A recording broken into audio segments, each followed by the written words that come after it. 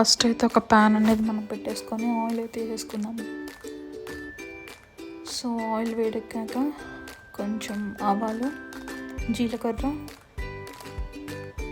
మినపప్పు, చనాదాల్,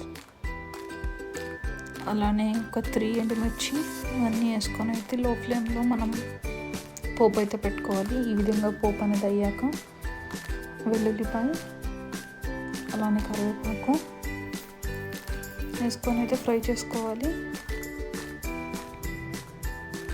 అలానే హింగ్ కూడా యాడ్ చేసుకోవాలి. సో మీడియం సైజులో కట్ చేసి పెట్టుకున్న ఆనియన్స్ని అయితే ఇప్పుడు మనం యాడ్ చేసేసుకుందాము. సో ఆనియన్స్ అనేది మరీ బ్రౌన్ షేడ్ కాకుండా ఈ విధంగా ఫ్రై అయితే సరిపోతుంది.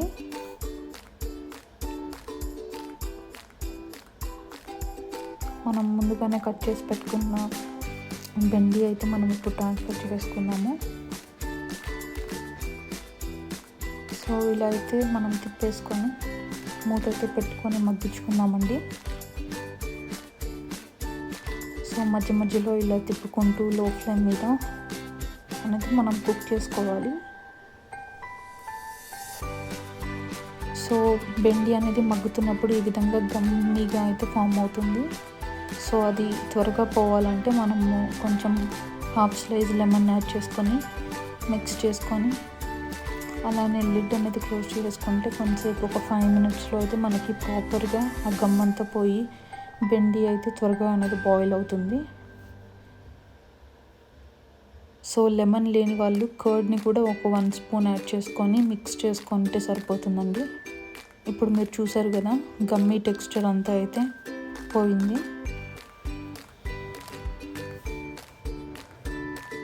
సో ప్రాపర్గా అయితే మనకి బాయిల్ అయిపోయింది బెండి అనేది. సో మధ్య మధ్యలో మనం తిప్పుకుంటూ ఉంటే సరిపోతుంది.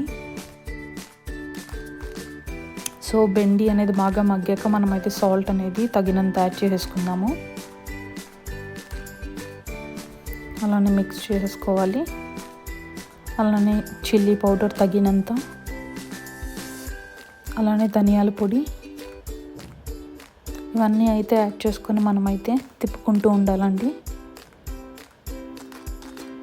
సో ఇప్పుడైతే మనం లో ఫ్లేమ్ నుంచి మీడియం ఫ్లేమ్కి సెట్ అయితే చేసుకోవచ్చు. అలానే వెల్లుల్లిపాయని, అలానే ఎండు కొబ్బరి, తినే శనగపప్పునైతే ఇప్పుడు మనము మిక్సీ అయితే చేసేసుకుందాము. కచ్చా పచ్చాగా వస్తే సరిపోతుంది.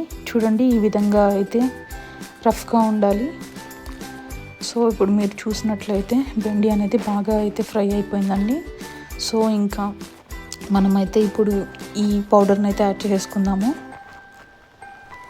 సో ఈ విధంగా అయితే మనం ఇంకా స్టవ్ ఆపేస్తున్నాము అనగా ఇది వేసుకొని ఒక 2 మినిట్స్ పాటు అలాగా మనం ఫ్రై చేసుకుంటే సరిపోతుంది.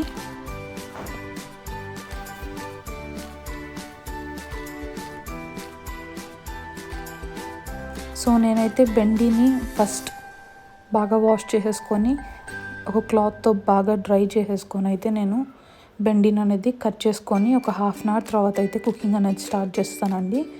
సో దీనివల్ల మనకి బెండి కూడా గుజ్జు గుజ్జుగా అయిపోకుండా ఇలా పొడి పొడిగా అయితే ఉంటుంది. సో మనం ఎక్కువసార్లు కూడా తిప్పకూడదండి. అండ్ సాల్ట్ని కూడా మనం ముందే యాడ్ చేస్తే గమ్మీగా టెక్స్చర్ ఉండి అది కూడా ముద్దగా అయిపోతుంది. సో ఇలా పొడిగా రావాలంటే బెండి అంతా మగ్గాక మనం సాల్ట్ అనేది యాడ్ చేస్తే సరిపోతుంది. అంతేనండి, ఎంతో టేస్టీగా ఉండే బెండి ఫ్రై అయితే మనకి రెడీ అయిపోయింది. సో మీరు కూడా ఈ రెసిపీని ట్రై చేసి కామెంట్స్లో మీ ఎక్స్పీరియన్స్ని అయితే షేర్ చేయండి. Thank you so much.